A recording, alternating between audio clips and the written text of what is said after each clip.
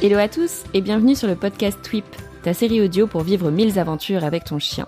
2 lundis par mois, on se retrouve pour échanger avec un ou une passionnée qui lui aussi emmène son chien partout. Dans chaque épisode, tu retrouveras des conseils, des inspirations pour te donner envie de bouger et profiter avec ton chien.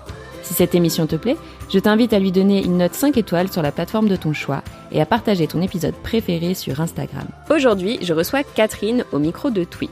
Dans cet épisode, on ne parlera pas de voyage, mais plutôt d'activités à faire avec son chien. Catherine fait beaucoup de choses avec Marvel. Du skateboard, de la communication par buzzer et plus récemment du main training. Dans cette première partie, Catherine nous partage son expérience du skateboard avec Marvel en nous expliquant pourquoi ils se sont mis à cette pratique et surtout comment. Reste bien connecté car un deuxième épisode arrivera très prochainement avec Catherine et Marvel sur la communication par buzzer. Je te souhaite une excellente écoute. Hello Catherine, bienvenue sur le podcast Twip. Comment vas-tu ? Ça va très bien, merci. Je suis ravie de participer à ce podcast avec toi. Et ben moi aussi, ça va être un sujet un peu particulier, ou en tout cas différent de ce qu'on voit d'habitude, ou en tout cas de ce qu'on écoute d'habitude sur Twip. Je trouvais ça super intéressant d'échanger avec toi là-dessus, donc ça va être plus sur faire des activités avec ces animaux de compagnie et pourquoi en faire et quels sont les bénéfices à tout ça, parce que je pense que tu as beaucoup de choses à nous raconter là-dessus. Mais avant de commencer, est-ce que tu voudrais bien te présenter ? Oui, tout à fait. Alors moi, c'est Catherine, j'ai 38 ans et je suis graphiste de profession. J'ai un toutou qui a 7 ans aujourd'hui, qui s'appelle Marvel, et 2 chats, un qui a 11 ans, bientôt 12, et un autre qui a 4 ans. Tous les 3 avec des caractères très particuliers. On a un Marvel qui est un chien qui a un caractère assez trempé et très actif. On a un chat, celui qui a 11 ans, qui s'appelle Else, qui lui est très calme, posé. Voilà, il aime bien sa tranquillité et il aime tout le monde, n'importe quel chien, n'importe quel chat qu'on lui ramène à la maison, tout va bien pour lui. Et on a Post-it, le petit démon de la maison, qui a un chat qui voilà, qu'on a recueilli et qui lui s'impose bien. Ok. Et qu'est-ce qui t'a donné envie de construire cette grande famille ? Ça faisait longtemps qu'on voulait un chien. Moi, j'avais déjà Else quand j'ai rencontré Henri, mon concubin. Et voilà, on a mis à peu près 4 ans avant d'adopter un toutou. Et voilà. Et le deuxième chat est arrivé, je dirais, Marvel avait à peu près 4 ans et demi. Et voilà, c'est un chat d'association. On avait envie d'aider un animal. Et l'occasion s'est présentée avec ce petit bout. C'est donc chose faite. Et du coup, Marvel, c'est un beagle. Est-ce qu'il y a une raison particulière qui t'a amené vers cette race ? Alors non, pas particulièrement. J'aimais le beagle. J'aimais sa manière d'être, son caractère et sa typologie physique aussi. C'est un chien très actif. Donc moi, voilà, je savais qu'il me fallait un chien qui aimait bouger, avec un caractère assez souple. Et voilà. Du coup, Henri, lui, il connaissait pas du tout cette race. Lui, il était plutôt parti pour les Jack Russell. Ok. Bon, on reste dans la même gamme quand même. Voilà, très actif. Voilà, ça nous convenait bien. Et puis finalement, après réflexion, voilà, on a demandé des conseils. Il s'est rangé plutôt pour le petit Biglou.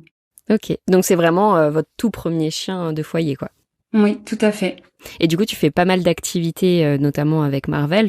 Tu en fais aussi un petit peu avec tes chats, mais on va se concentrer un petit peu sur Marvel aujourd'hui. Donc, le skateboard et, alors, je ne sais absolument pas comment on appelle ça, mais la communication par bouton avec Oui, Marvel. tu peux l'appeler comme ça. Ouais, on peut l'appeler comme ça ? Ok. Ouais. Ça a un nom en particulier ? Oui, en fait, c'est la communication. On appelle ça le CAA. En anglais, c'est AAC plutôt. C'est la communication améliorée et alternative. Ok, on y reviendra tout à l'heure où tu pourras plus rentrer dans le détail et nous expliquer tout ça. Mais je voulais commencer par le skate, parce que tu m'avais dit que c'était notamment du fait de son caractère bien trempé que tu avais envie de lui apprendre une activité. Alors, est-ce que tu peux nous dire pourquoi Marvel fait du skate aujourd'hui et comment t'as fait pour lui apprendre ? Yes, carrément. Oui, Marvel a un caractère bien trempé, avait et a encore, hein. Mais effectivement, jusqu'à jusqu'à 1 an et demi, il était hyper clean avec tous les chiens.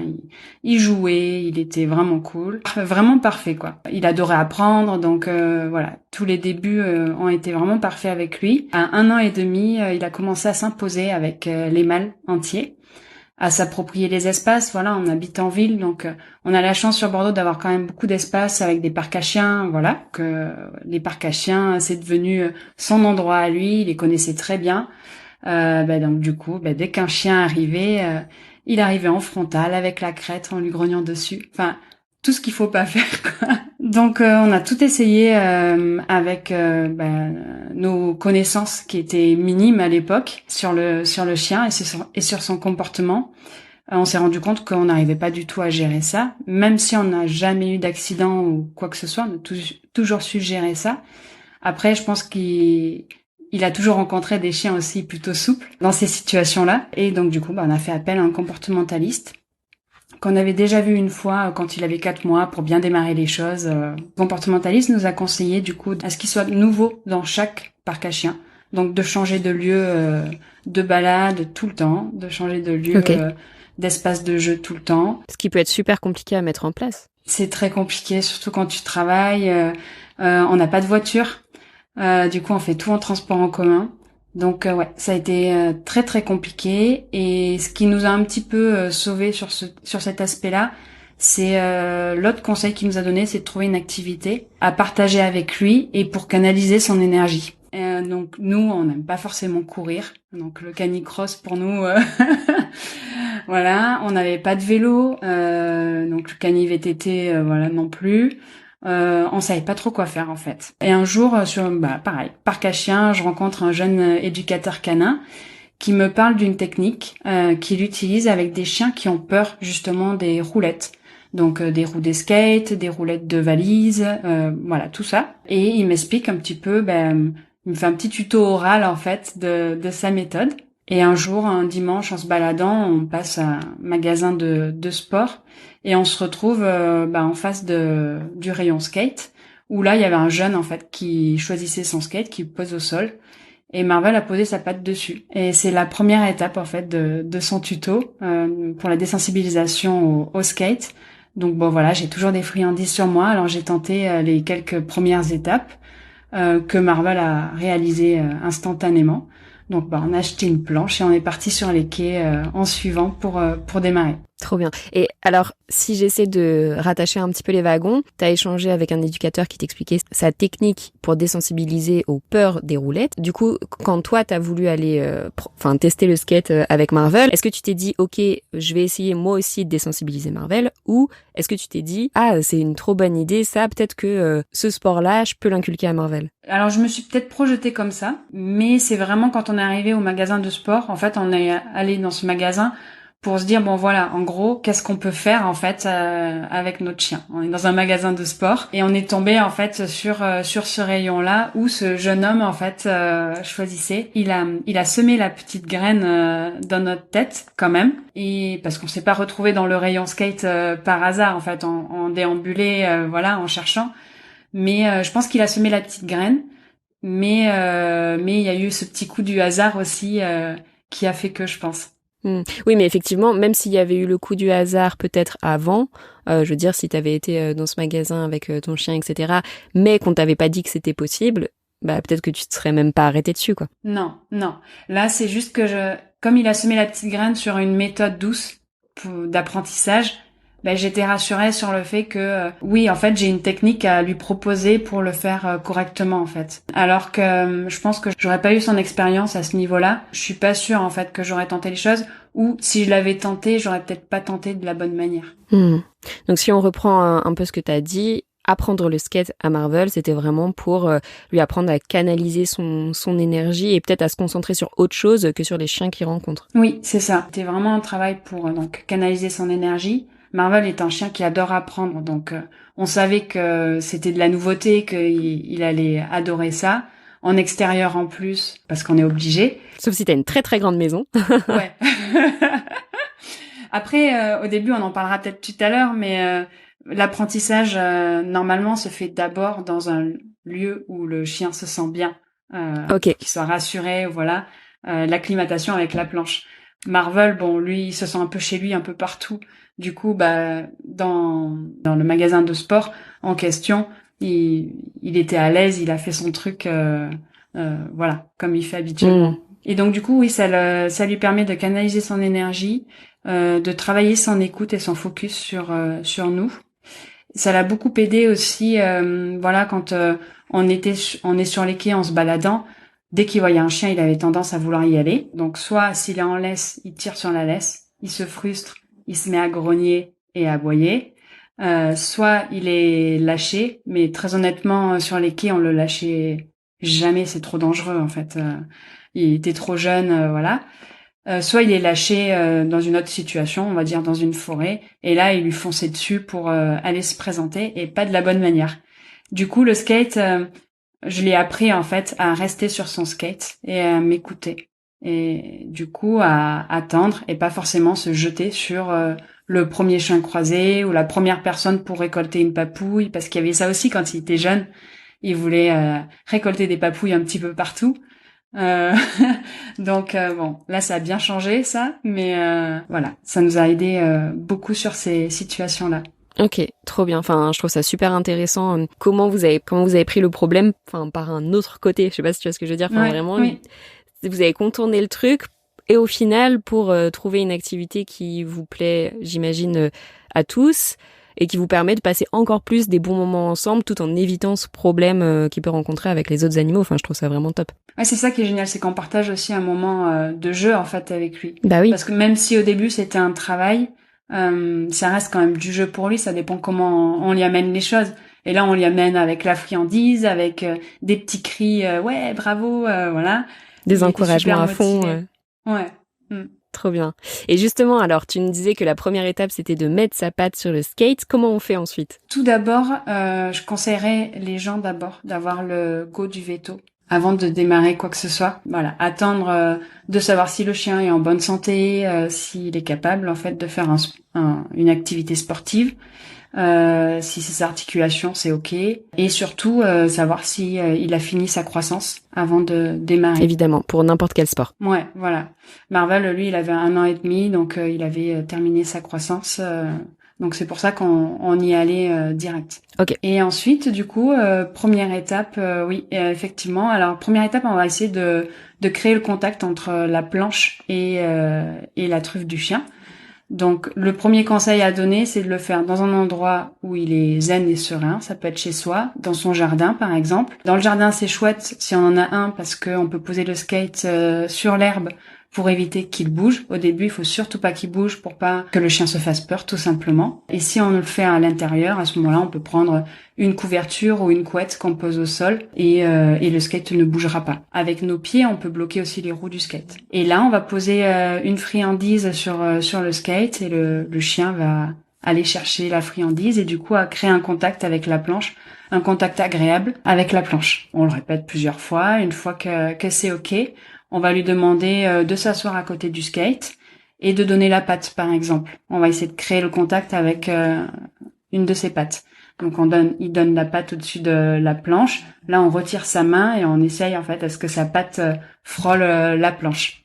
Ou si c'est poser la patte sur un élément en particulier, on va se servir de cet ordre qu'il connaît déjà et on va lui demander de poser sa patte sur le skate. Quand c'est ok sur la première patte, on fait pareil.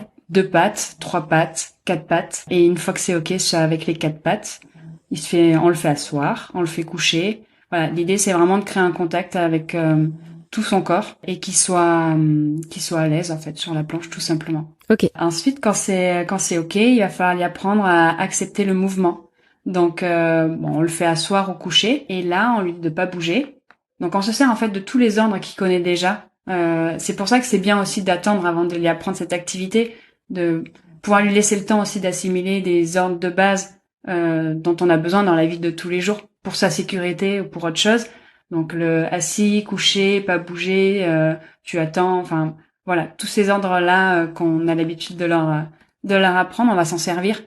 Et c'est l'apprentissage du coup va passer par ça, par tout ce qu'il sait déjà. Et donc du coup on va lui demander de s'asseoir ou de se coucher sur la planche.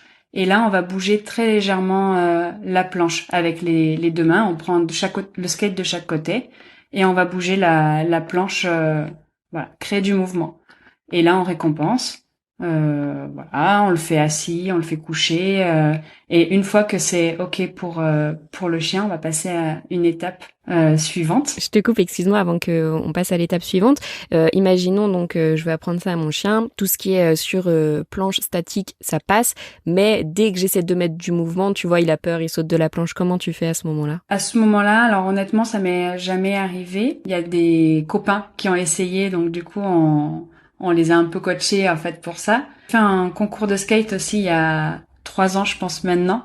Du coup, ils étaient 20 participants dans un chat et c'était arrivé à un des chiens. Alors lui, en fait, tout s'était bien passé. C'est juste que sa maîtresse, en fait, avait posé le skate à un endroit dans la maison, mais pas sécurisé et accessible au chien. Pendant son absence, du coup, le chien a voulu jouer avec la planche et il s'est fait peur. La planche est tombée, ça a claqué, voilà. Du coup, il a dû réapprendre à accepter la planche. Donc là, on était vraiment dans de la désensibilisation du coup. Et ce qu'avait fait la maîtresse, c'était posée, assise sur la planche. Elle avait une très forte relation avec son animal. Et donc du coup, elle s'était assise sur la planche. Elle avait assis son chien entre ses jambes en fait. Et avec ses jambes, elle bougeait un peu le skate comme ça.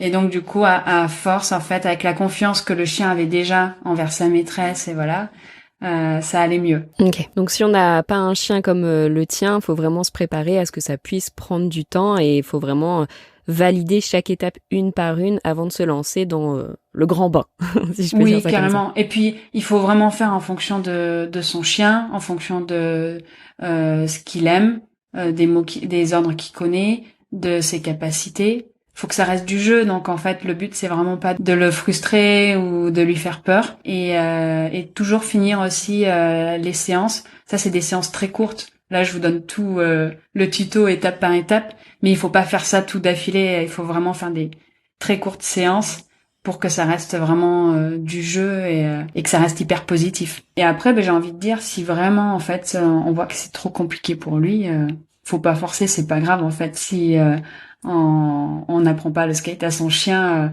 Ça peut être juste une idée comme une autre de sport, mais en aucun cas une compétition où faut que ce soit voilà, faut que le chien soit libre aussi de décider si c'est quelque chose fait pour lui ou pas. Et il faut savoir écouter aussi son animal, lire ses signaux, voir voilà son comportement avec la planche et ne surtout pas frustrer et pousser le chien. Et alors du coup, une fois qu'on a tout ça, quelle est l'étape qui suit? Alors l'étape qui suit, on va tenir le skate par le bout avant. Et sur le bout arrière, on va demander au chien en fait de venir, donc toujours avec une friandise. Et il va monter avec ses 2 premières pattes en fait. Et une fois qu'il a ses 2 premières pattes posées sur le skate, on va commencer avec notre autre main à bouger un peu le skate. Et on peut donner des ordres en fait. On peut commencer à associer ça à pouce par exemple, parce que c'est le geste qu'il fera pour pousser le skate quand il saura en faire. Donc du coup, hop, on avance un petit peu, on lui dit pousse, pousse, pousse, pousse, pousse, pousse, et puis on récompense. On répète cette étape plusieurs fois jusqu'à que ce soit OK et validé par son toutou. Ok, donc si j'essaye d'imaginer, lui il a ses 2 pattes avant posées sur l'arrière du skate et en fait il marche avec ses pattes arrière, c'est ça? Et toi tu le tires à l'avant. Ok, d'accord. C'est ça. Ok, je comprends. Pour donner le mouvement en avant pour lui montrer en fait qu'il peut pousser. Ok. Et on associe après avec un mot parce que ça sera du coup un mot ou un ordre pour l'inciter à faire ça plus tard en fait quand il en aura besoin. Donc une fois qu'il maîtrise le skate, enfin quand Marvel fait du skate de manière générale aujourd'hui, il commence toujours par cet angle-là, par derrière, il pousse par derrière et ensuite il saute dessus? Alors effectivement, c'est une bonne question, ça peut dépendre des chiens. Marvel, lui, il a tendance à passer par l'arrière. Il y a d'autres chiens, on voit beaucoup de bulldogs, notamment en Amérique, qui font des skates, parce que les bulldogs, naturellement, je sais pas, ils ont un truc avec les skates, avec les planches, et sans forcément leur apprendre, ils sont attirés par ça, et intuitivement, ils arrivent à pousser. Et eux, par contre, ils le font par le côté. Donc en fait c'est pareil, tu peux adapter en fonction de sa morphologie et de ce qu'il préfère faire aussi. Oui, en fait, faut vraiment, c'est pour ça que je te disais au début, faut vraiment voir ce qui plaît le plus, là où il est le plus à l'aise, en fait, pour vraiment s'adapter. Je te donnerai un peu plus tard l'adresse. En fait, j'ai fait un tuto vidéo. Il date un petit peu maintenant, mais au moins tu as toutes les étapes. Ça pourra aider certaines personnes visuellement. Et donc du coup, ce tuto est là pour aider. Mais voilà, en fait, on fait en fonction de son chien, donc on s'adapte. Ce qui a fonctionné sur Marvel ne fonctionnera pas forcément sur d'autres chiens. Et faut que le maître ne se focalise pas trop non plus sur ce que je montre, mais s'adapte vraiment à son animal. Si son animal, en fait, il connaît des raccourcis, en fait, simplement parce qu'il fait déjà du sport à côté, il fait déjà d'autres choses, ou même il propose. Il y a plein de chiens qui proposent par eux-mêmes des choses. Bah à ce moment-là, faut sauter sur l'occasion et récompenser tout ça, quoi. Et ça sera des raccourcis pour plus tard. Et donc du coup là il pousse avec ses deux pattes avant et là il va falloir lui apprendre en fait à monter sur le skate avec ses quatre pattes. Là nous ça a été l'étape la plus compliquée pour Marvel. Donc ce que j'ai fait là encore c'est là dans la méthode de désensibilisation de l'éducateur ça n'y était pas du tout ça. Donc c'est moi en fait qui a apporté cette solution, mais il y a certainement plein d'autres solutions qui existent. Moi, j'ai mis un harnais à Marvel parce qu'il a l'habitude de marcher avec un harnais. Et lorsqu'il avançait avec ses deux pattes sur le skate, je lui donnais l'ordre de monter. Et en le tenant avec le harnais, je l'incitais au mouvement pour monter en fait. Donc j'ai fait ça comme ça. Et donc du coup, comme je l'incitais un petit peu avec le harnais à monter sur le skate, il montait naturellement avec ses quatre pattes. Après, je sais qu'il y a d'autres personnes qui ont appris ça différemment. Avec le skate en statique, ils ont appris en premier en fait avec l'ordre monté en amont. Donc on dit à son chien pousse, il pousse, ou on dit à son chien monte, et là il sait qu'il monte à quatre pattes. Cette étape où il doit monter avec ses quatre pattes, il y aura plus qu'à dire monte, et le chien connaît déjà l'ordre en statique et le fera avec le mouvement. Donc en fait il y a plein je pense, de solutions à trouver et voilà, faut s'adapter. J'ai pas la science infuse sur ça parce que c'est vraiment de la découverte et j'ai vraiment fait ça en fonction de Marvel et pas en fonction de choses qui existent déjà, hormis les premières étapes de désensibilisation. Donc vraiment, voilà, faut vraiment s'adapter. Je trouve ça vraiment chouette. Enfin, je suis super contente que tu nous partages tout ça, puisque, enfin, déjà, ça me permet de mieux comprendre, tu vois, un peu qu'est-ce que tu as mis en place, comment tu l'as fait, et surtout pourquoi tu l'as fait. Et j'ai la sensation que c'est vraiment une activité qui permet plein de choses. Déjà, ce qui t'a motivé à le faire, donc pour, comme on l'a déjà dit plusieurs fois, donc permettre à ton chien de plus se concentrer, d'être moins focus sur les autres chiens, etc. Mais aussi de renforcer votre relation, même la relation de confiance, et même toi, du coup, de réussir à comprendre ton chien, ce qui peut le freiner, comment le motiver, pour arriver à ce résultat. Je trouve ça assez fou. Carrément, ouais. C'est vrai que ça nous a beaucoup apporté dans tous ces domaines-là. Et alors après, nous, on a la chance aussi d'avoir un chien qui est très porté sur la friandise. Donc ça aide beaucoup.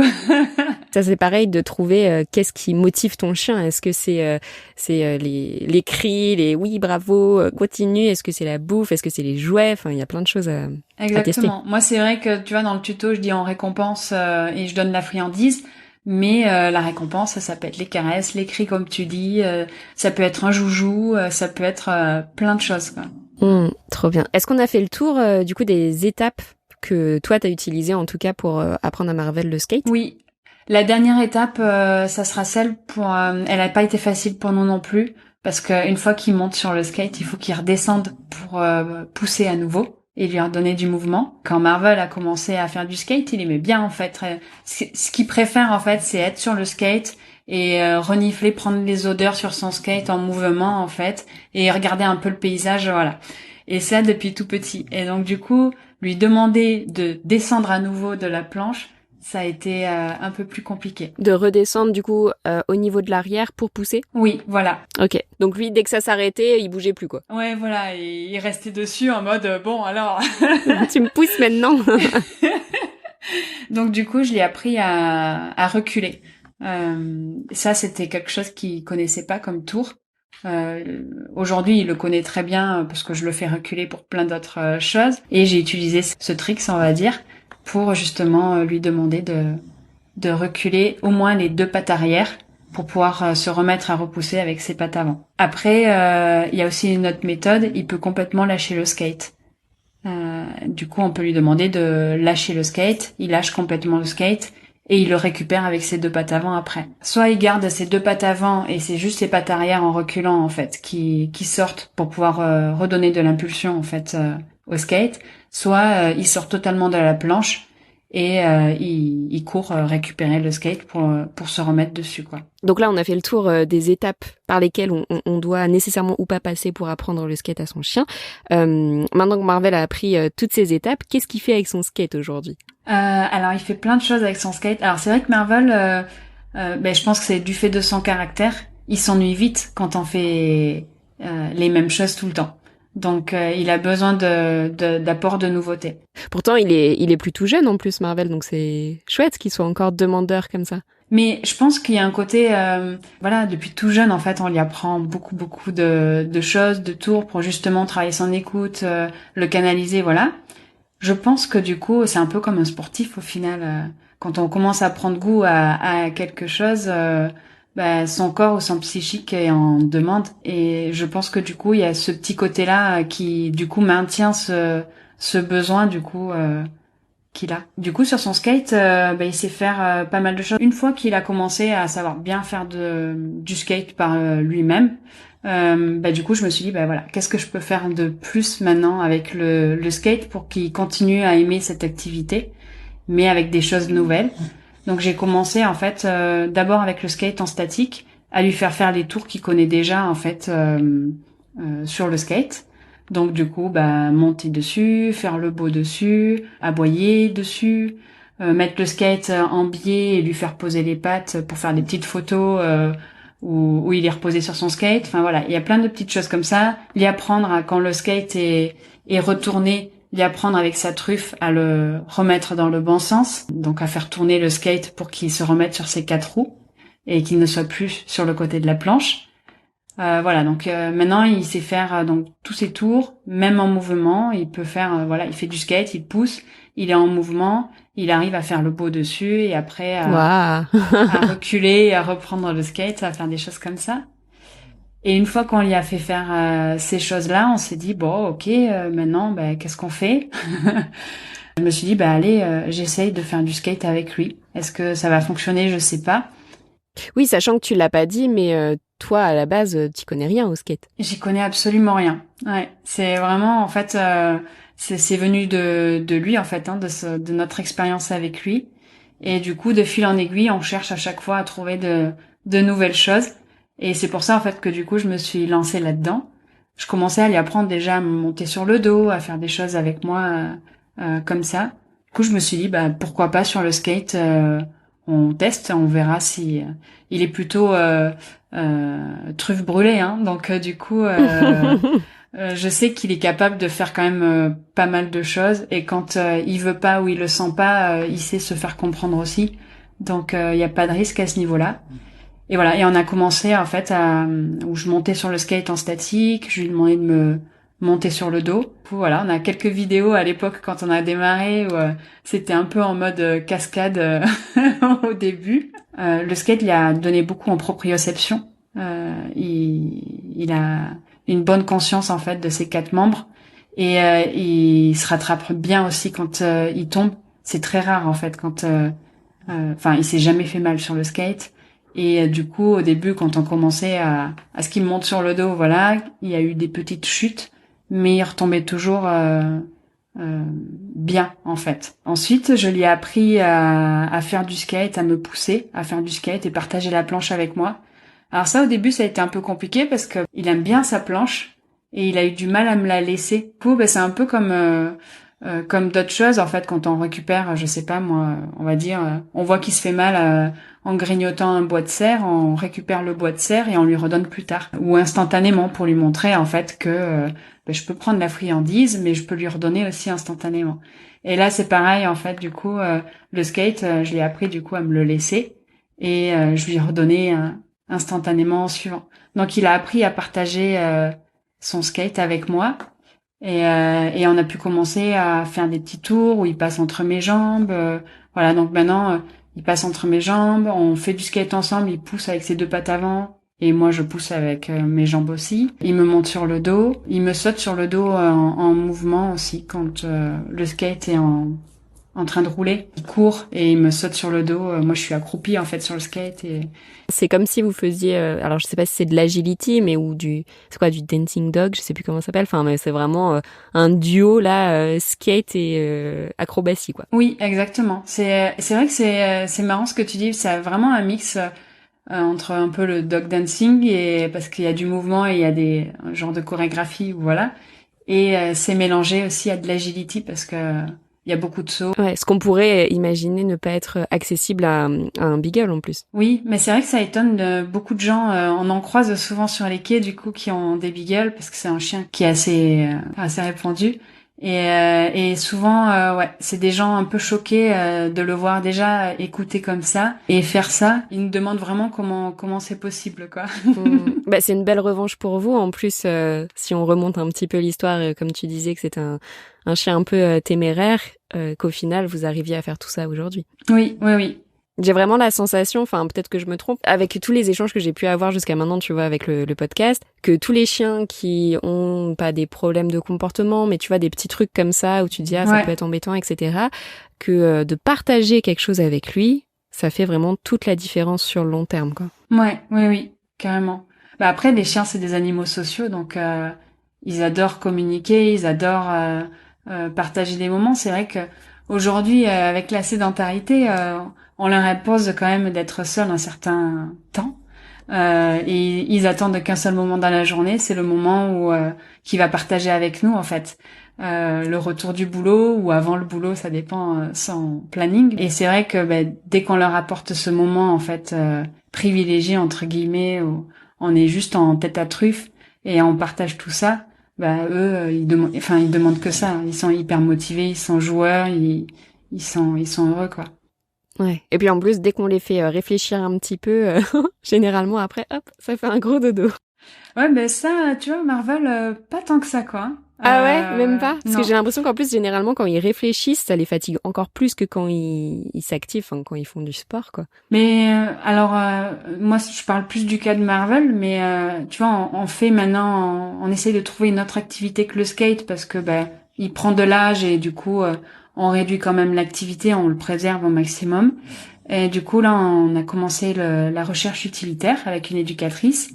Donc c'est de la recherche d'humains en fait. C'est le man trailing. Ouais, exactement. Et ça, par contre, ça le crève. Travailler la truffe de cette manière, ça le crève beaucoup plus que de faire une activité sportive quand je fais du vélo avec lui ou quand je fais du skate. Le skate, par exemple, on est obligé de le stopper à chaque fois. Il n'est pas capable en fait de se stopper par lui-même. Surtout au début quand il était jeune, il pouvait continuer pendant des heures. Et bon, ce qui est pas très bon, mais donc du coup, on lui donnait, c'était à nous de lui donner des limites. Pour pratiquer du skate, est-ce qu'il te faut un matériel spécifique pour ton chien ou tu peux utiliser n'importe quel skate qu'on trouve en supermarché? Enfin, en supermarché, en magasin de sport, j'imagine. Ouais, ouais. Ouais, le supermarché commence à s'y mettre aussi. Mais après, c'est pas forcément ceux que je conseillerais, du moins pour démarrer. Mais oui, effectivement. Alors nous, au début, on a commencé comme tout le monde, on n'y connaissait rien, donc on a testé plein de choses là depuis qu'il en fait. Mais du coup, avec le recul qu'on en a et l'expérience qu'on a avec Marvel en particulier, parce qu'il y a forcément des choses qui conviennent mieux à Marvel, qui ne conviendront pas forcément à d'autres chiens. Mais si je peux donner un conseil assez globalisé, on va dire, c'est de commencer avec un skate le plus large possible pour que le chien ait de la place. Parce que nous, on est sur 2 pattes, mais eux, ils sont sur 4 pattes. Et en largeur, ils ont quand même besoin d'un peu plus d'espace. Donc éviter tous les petits skates en plastique qu'on trouve là, les penny. Ceux-là, ils sont beaucoup trop fins pour nos chiens. Prioriser des longboards, on va dire, qui sont un peu plus larges. Des longboards et des creuseurs. Les creuseurs, c'est des skates qui sont plutôt plats, qui sont faits justement pour... alors pas pour les skateparks, mais justement pour faire de la balade, du plat. Et avec son chien, c'est plutôt ce qu'on a tendance à faire, sauf si on a un bulldog qui est un foufou de tricks et de skatepark. Mais en tous les cas, oui, je conseille les creuseurs qui sont beaucoup plus larges et plats. Ça évite parce que les skates classiques qu'on trouve un petit peu partout, ils ont les deux bouts en fait recourbés. Et nous, ce qui nous est arrivé, par exemple pour Marvel, qui lui monte sur le skate par l'arrière, donc il pose ses deux pattes justement à l'endroit où c'est courbé, et il a tendance à faire la crêpe en fait, à lever le skate.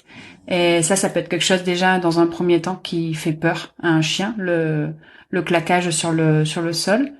Et nous c'était pas le cas, mais ça l'empêche dans ses mouvements quand même. C'est plus compliqué pour lui d'apprendre avec un skate recourbé qu'un skate complètement plat. Du coup, quand on s'est rendu compte de ça, on trouvait pas forcément en fait le skate vraiment adapté pour nous. Et donc du coup, on a un copain menuisier qui nous a fait une planche vraiment toute plate au début pour vraiment l'y apprendre correctement. Mais les creuseurs, c'est parfait pour démarrer. On peut en trouver environ 60 €, je dirais. Donc c'est un certain prix, mais ils seront beaucoup plus à l'aise dessus et c'est l'important. Un autre petit conseil que je peux donner aussi, la plupart des skates ont déjà des grippes d'installer. Les grippes, c'est la surface qui a été collée en fait sur la planche, qui est abrasive en fait. Ça, c'est quelque chose qui peut, avec les frottements, au bout d'un moment, abîmer les coussinets. Bon, pour abîmer les coussinets, faut vraiment que le chien en fasse quand même un moment et court et soit à fond dessus. Mais si on peut éviter, c'est cool. Donc il y a des creuseurs où la partie abrasive est un peu réduite. Donc ça à prioriser. Ou sinon il y a Decathlon qui font des planches en fait en bois. Donc à des tailles différentes. On choisit donc en fait il y a des planches plus ou moins larges. Donc ça c'est hyper bien. On peut choisir la largeur qu'on veut en fonction de son chien et elles sont à nu. Donc il y a plus qu'à installer les trucks et les roues. Nous, ce qu'on avait fait, en fait, on avait acheté un petit skate à 30 balles chez Decat. On a enlevé les trucks et les roues et qu'on a mis en fait sur la planche à nu, voilà. Et du coup, ça nous a fait un skate à peu près 50-60 €, mais du coup qui convenait vraiment en fait à Marvel. Ces skates qui sont à nu, par contre, ont les bords un peu recourbés. C'est un compromis à faire, quoi. Oui, voilà, c'est vraiment un choix à faire en fonction de son animal. Après, ce que je peux conseiller en fait au début, c'est commencer à aller dans un magasin de sport qui accepte les chiens et tester sur place en fait. Sur la première étape au moins, ou alors vous commencez en fait à prendre une planche chez vous, n'importe laquelle, et vous faites les premières étapes pour monter sur une planche. Et une fois que c'est ok pour le chien, vous allez dans le magasin de sport. Il a été désensibilisé en amont. Et comme ça, après, dans le magasin de sport, il peut commencer à... Vous pouvez voir vraiment s'il est plus à l'aise sur cette taille de skate ou l'autre. Et sinon, vous pouvez mesurer la largeur des pattes de votre chien si vous pouvez pas rentrer dans le magasin avec votre chien. Et en magasin, du coup, avoir les dimensions appropriées pour choisir son toutou, quoi. Quand tu dis mesurer la largeur des pattes, tu parles de l'espace qu'il y a entre leurs épaules, en gros, enfin on dit leurs épaules, je ne sais pas, mais qu'il y a entre chaque patte. Moi, je dirais plus les pattes, là où c'est vraiment posé sur le skate. Ok, ouais. Parce qu'on peut avoir des chiens, tu vois, nous, Marvel, il est très costaud des épaules, il est hyper trapu, mais au niveau des pattes, il a une largeur un peu différente que... C'est un triangle. Ouais. Est-ce que c'est plutôt un 8, un triangle, un carré, mon chien? Ma chérie. Exactement. Christina. Ok, et ça me fait penser, du coup, est-ce que tous les chiens peuvent faire du skate? Alors, tu vois, ils étaient quand même 19 à participer au concours qu'on a fait.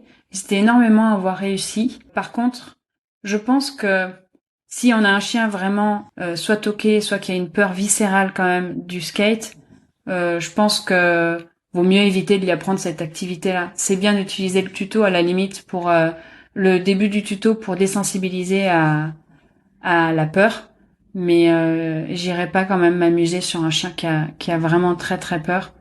à lui apprendre cette activité. Par contre, un chien qui lui a pas peur de roulettes, qui était ok sur les premières étapes et tout, je pense que oui, n'importe quel chien peut arriver à apprendre. Maintenant, il faut qu'il soit motivé, qu'il y prenne du plaisir pour, je pense, arriver à en faire totalement. Et ça va vraiment dépendre de l'apprentissage. Ouais. Bah après, tu l'as déjà bien dit au début de l'épisode, je pense. C'est important d'insister là-dessus et je pense que tu l'as bien fait. Ma question là, elle était plus morphologique. Tu vois, tu disais, fallait mesurer l'espace entre des pattes de son chien. Si on a un grand chien, est-ce qu'on va déjà trouver une planche qui soit à sa taille et est-ce que, la morphologie peut jouer parce que c'est pareil, il y a des chiens un peu plus saucisses, il y a des chiens un peu plus trapus là, comme tu le disais, il y a des chiens un peu plus grands. Est-ce que tu penses que c'est quand même faisable, quelle que soit la morphologie de son chien? Je pense qu'effectivement la morphologie joue beaucoup et je pense qu'effectivement tu vois un Terre-Neuve vaut mieux pas essayer quoi. Enfin, clairement on trouvera pas de support assez grand et je pense aussi que d'un point de vue ostéo, j'y connais rien, mais sur certains chiens je pense que c'est pas recommandé. C'est pour ça que au début je t'ai dit il faut vraiment le go du veto ou de l'ostéo si on en voit un, parce que faut vraiment faire en fonction des capacités physiques de son animal. Donc du coup, je pense qu'il y a des grands chiens qui peuvent y arriver, genre des Australiens. Je sais pas si c'est considéré comme une taille moyenne ou grande. Oui, je crois que en dessous de 25 kilos, c'est encore moyen, il me semble. Ouais. Donc c'est possible que c'est encore moyen. On a eu un Dalmatien pendant le concours. Ça a été un peu compliqué pour lui parce qu'il avait une planche quand même assez petite. Je pense que si on a une planche où le chien peut se tenir debout correctement, je pense que c'est possible. Si le chien ne peut pas se tenir debout correctement, il y arrivera pas parce que d'un point de vue morpho, c'est pas possible. Ouais. Ou alors faire comme toi, aller voir un menuisier, faire un truc à sa taille et voilà. Mais peut-être, comme tu disais aussi, aller voir un vétérinaire avant et pourquoi pas un ostéopathe aussi. Oui, dans tous les cas, go du veto et de l'ostéo si on en consulte un. Parce que effectivement, hein, tu vois, c'est comme le cani-VTT, c'est pas recommandé pour certains chiens. Et comme là, le skate, c'est peu courant, c'est pas une activité faite pour les chiens.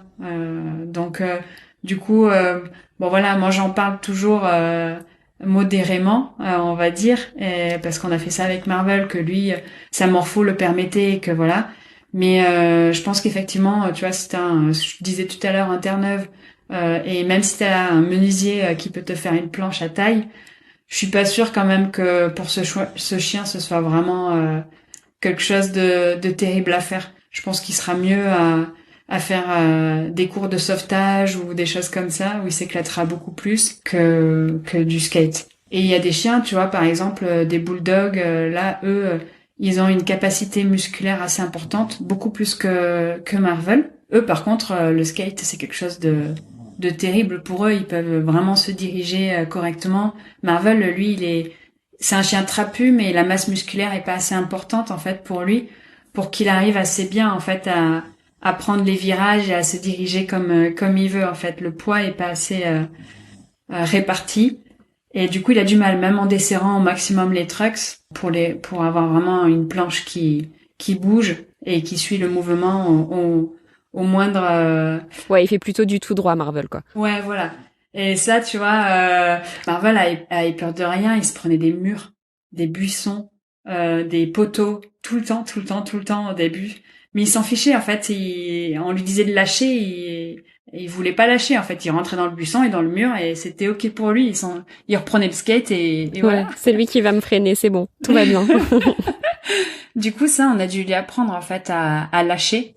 Ça, c'est un ordre différent que de descendre du skate.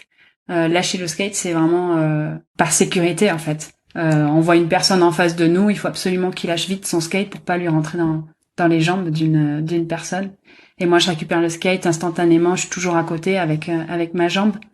Donc, ouais, c'est plutôt, voilà, je cherchais le mot, un ordre d'urgence, on va dire. Ouais, on parlait des vétérinaires et des ostéos. Maintenant que Marvel a quand même une bonne expérience en tant que skater, est-ce que tu as eu des retours de ton véto ou de ton ostéo sur cette pratique, tu vois, sur l'influence que ça peut avoir sur sa condition physique? J'ai eu des retours, là, ça fait longtemps qu'il est pas allé chez l'ostéo. Ça fait un peu plus d'1 an. Normalement, nous, on y va 2 fois par an. Mais en fait, là, depuis 2 ans, il fait très très chaud en fait dans notre région. On fait très peu de skate. Du coup, il en fait quasiment jamais en ce moment parce qu'en fait dès qu'il fait 20 degrés c'est impossible pour lui. Et donc voilà, donc ça fait très très longtemps qu'on en a pas fait. Donc en fait les retours que j'ai c'était surtout sur les, on va dire les 3 premières années. Et les retours c'était plus du renforcement musculaire et des bénéfices qu'il a eu sur la proprioception et sur le, je sais pas trop comment on appelle ça, mais le fait qu'il prenne bien conscience en fait de ses 4 membres. Je pense que ça fait partie de la proprioception, ça. Mais donc du coup, oui, il est assez bon là-dedans. On avait rendu visite chez Altervet, c'est une clinique en Belgique qui, elle est là, elle existe pour tout ce qui est rééducation. Donc elle a beaucoup de machines sur de la proprioception, elle a une piscine, elle a voilà plein de choses. Et c'est la remarque qu'ils nous avait fait quand on avait testé un peu tout le matériel, c'était que Marvel avait quand même une bonne conscience de ses membres et que la proprioception était bien. Plutôt positif, oui. Après, bon voilà, là, il prend de l'âge, même si ça reste un jeune chien, il a 7 ans. On fait quand même attention, on réduit beaucoup.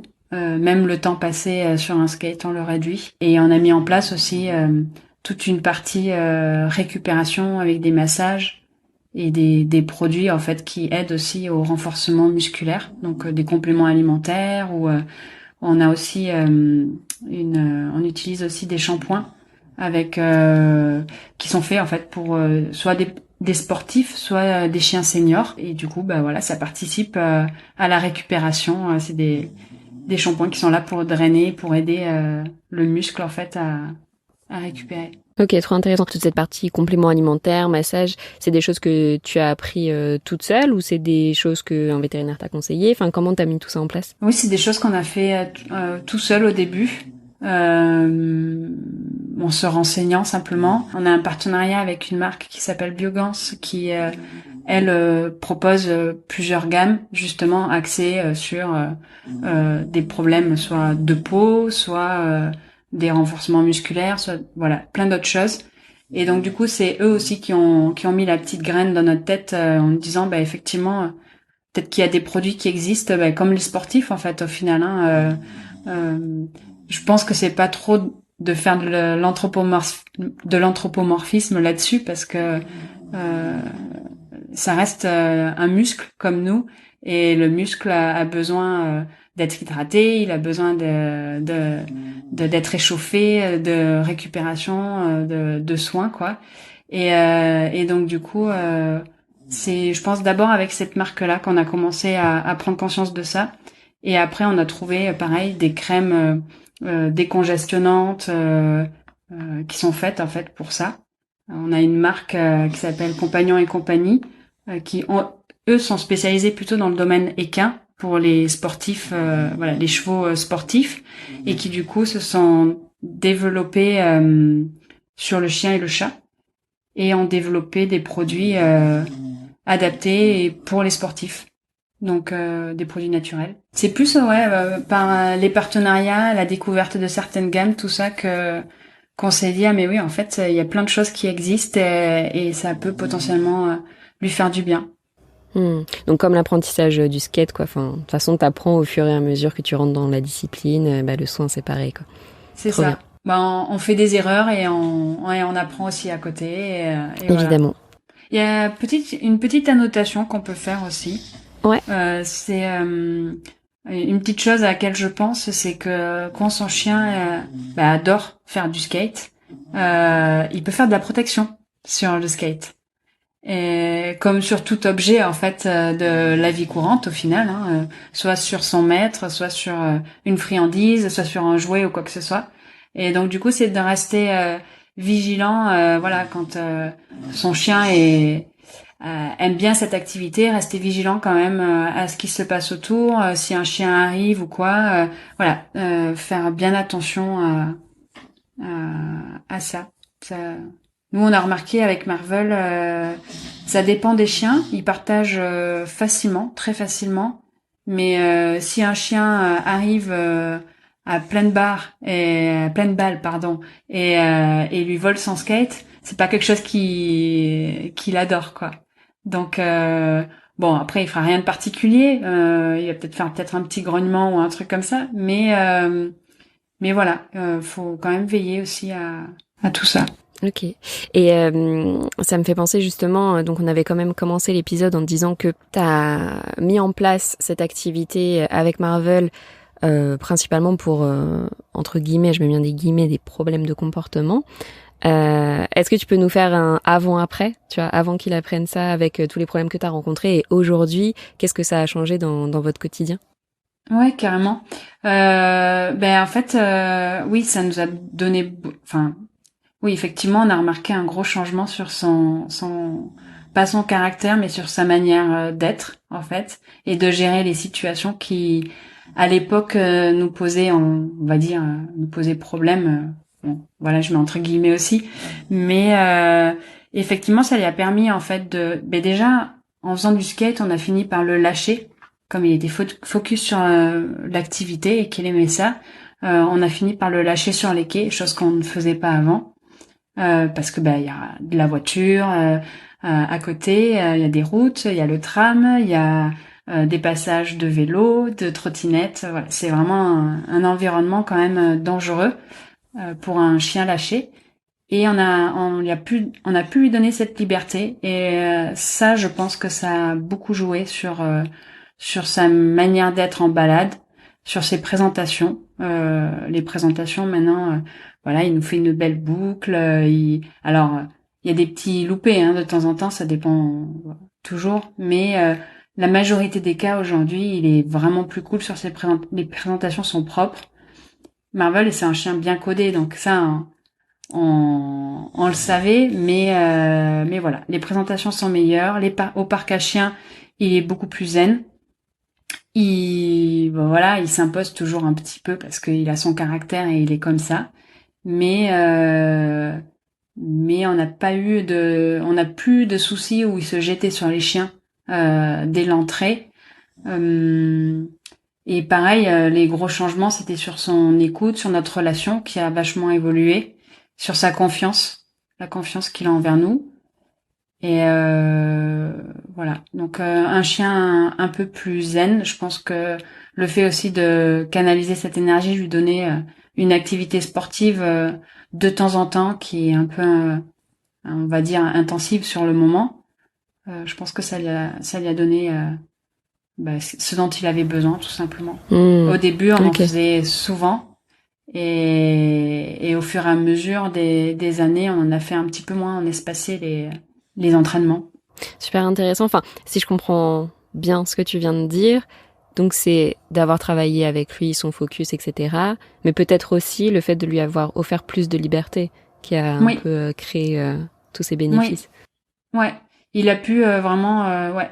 Il y a le côté liberté, le côté, bien sûr, même quand il est sur le skate, à un moment donné, on lui dit, quand le chien est vraiment à côté, on lui dit, vas-y, tu peux y aller. Et moi, je bloque le skate et généralement, quand il part, qu'il est sur le skate, il envoie valdinguer.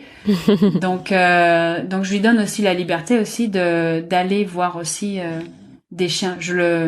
Qu'il associe pas non plus le skate en fait au fait en fait qu'il n'ait pas le droit d'aller voir d'autres congénères. Je voulais pas en fait et je voulais pas le désociabiliser non plus.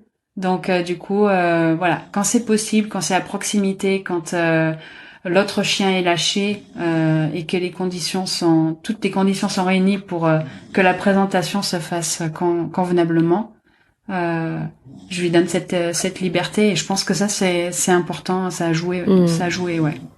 Ouais, tout un équilibre à trouver au final. Merci en tout cas pour ton partage d'expérience sur le skate. Je trouve ça super intéressant, tu vois, d'aller un peu plus en profondeur, de comprendre comment tu t'y es mise, les tenants, les aboutissants, enfin un peu tout, et de se dire c'est pas juste pour faire joli sur Instagram, quoi. Il y a vraiment une vraie philosophie derrière et plein de choses à en tirer. Je trouve ça super intéressant. C'est vrai que sur les réseaux, on a eu beaucoup de remarques, notamment des gens qui nous connaissent pas, qui arrivent sur le compte. Et beaucoup de gens, il y en a certains qui sont choqués justement par cette activité et qui nous connaissent pas, qui connaissent pas l'historique de Marvel ni ses besoins et qui du coup sont un peu violents dans leurs paroles dans le sens où c'est pas un chien de cirque, c'est pas naturel. Je suis d'accord avec ça, c'est pas naturel. Mais qui du coup jugent assez vite sans connaître en fait derrière. Du coup, je voulais te remercier justement Alors moi j'en fais de temps en temps des petites piqûres de rappel, mais c'est vrai que je vais pas saouler non plus ma communauté avec ça. Et du coup là aujourd'hui tu me donnes l'occasion aussi d'en parler et d'en reparler. Et voilà, je voulais te remercier pour ça parce que c'est bien aussi de resituer les choses, le pourquoi de comment c'est venu et le pourquoi on a fait ça.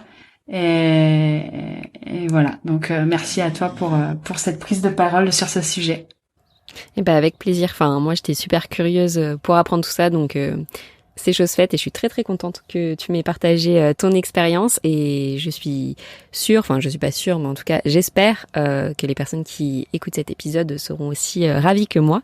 Et donc à part le skate de Marvel, qu'est-ce que tu prends dans ton sac quand tu pars en entraînement avec lui? Alors on prend toujours avec nous la trousse de secours. On a une trousse de secours qu'on a montée avec l'aide de notre vétérinaire, du coup qui est faite pour Marvel. Et donc du coup voilà, ça c'est la première chose qu'on prend avec nous. On amène aussi de l'eau et et une gamelle d'eau. Tu peux nous dire juste ce qu'il y a dans cette trousse de secours? Il y a beaucoup de choses. Globalement.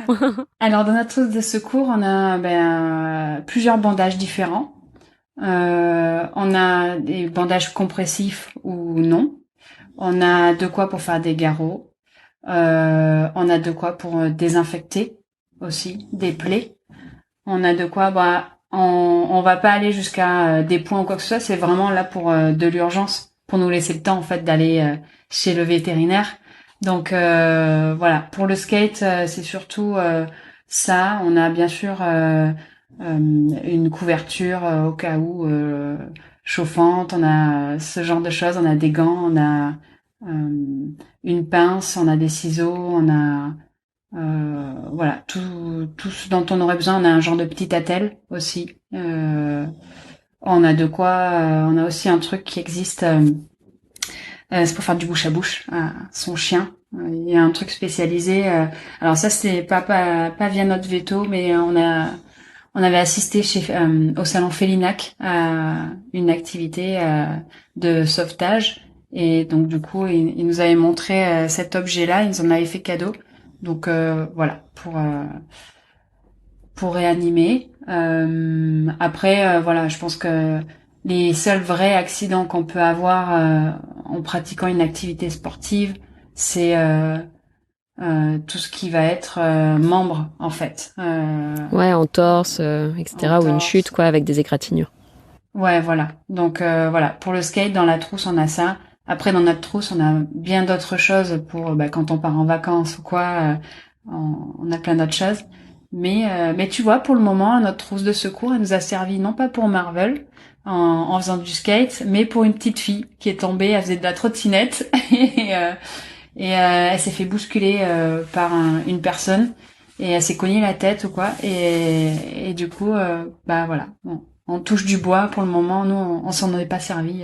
Ça peut servir à n'importe quel moment et pour n'importe quelle personne au final. Et c'est vrai que quand on a Marvel, on a toujours cette trousse avec nous. Et on a ça, on a de l'eau avec nous. À Bordeaux, après, on a beaucoup quand même d'espace où on a de l'eau, de la distribution d'eau gratuite. Ouais, des fontaines. Ouais, c'est ça. Mais tu vois, le skate, on le fait plutôt. La meilleure période pour nous, c'est l'hiver. Et en hiver, les fontaines sont aux arrêts pour éviter des problèmes de gel en fait. Et donc du coup voilà. Donc ça c'est une habitude qu'on a pris, de l'eau, une gamelle, des friandises et la trousse de secours. Après, pour la praticité, on a un sac qui nous permet en fait de bloquer le skate et de porter le skate c'est des sacs de skater en fait. Et ça c'est le côté pratique. Mais tu vois là maintenant Marvel préfère faire du longboard, donc on a un longboard à côté et le longboard on peut pas l'attacher comme ça, on l'a à la main, c'est beaucoup plus lourd. Mais c'est vrai que du coup c'est intéressant de revenir là-dessus. Et on a noté quand même des préférences sur les planches. Marvel est réputé pour voler les planches sur le miroir d'eau. Le miroir d'eau, c'est un espace quand il est pas actif en fait. C'est un grand terre-plein où c'est le rendez-vous des skaters. Et donc du coup, souvent Marvel vole les planches des copains. Et c'est vrai que le longboard, c'est sa planche préférée. C'est plus lourd, donc c'est plus stable et ça va plus vite. Et il a moins d'efforts à faire. Il pousse beaucoup moins, il a besoin de beaucoup moins pousser pour aller vite. Je trouve ça génial de pouvoir voir les préférences de son chien sur des telles subtilités au final, puisque enfin, tu vois, l'activité reste globalement la même, mais tu peux avoir des différences de posture, de confort et tout, et de voir qu'il peut en préférer certaines à d'autres, je trouve ça assez incroyable. Ah ouais, tu lui mets un longboard et un skate à côté, il prend le longboard. Il choisit quoi. Ok, ouais, trop bien. Ouais. Trop mignon, trop cool. Je l'imagine bien là, les oreilles au vent, prenant en pleine vitesse avec sa longboard. Ouais.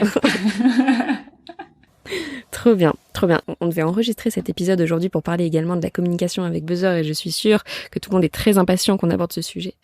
Mais vu la durée de l'épisode, je pense qu'on va garder cette partie pour un prochain épisode où j'aurai de nouveau donc Catherine parmi mes invités, où là on fera un épisode donc spécialement dédié à ce type de communication qu'on peut voir en tout cas pas mal se développer sur les réseaux. Et d'ailleurs, si vous voulez un petit peu vous spoiler le prochain épisode qu'on fera avec Catherine, vous pouvez aller voir son compte Instagram. Donc c'est Marvel the ZE Super Beagle. Donc vous pouvez aller voir sur leur compte Instagram Marvel the Super Beagle. Catherine explique super bien tout le process, etc. Mais bon, gardez un petit peu de part de mystère pour ce prochain épisode où on parlera de ça plus en détail. Au final, j'ai pas fait tant de vidéos explicatives. En fait, j'ai pas pris le temps encore de vraiment expliquer comment on apprend les buzzers. Donc on aura de quoi parler pour ce sujet-là.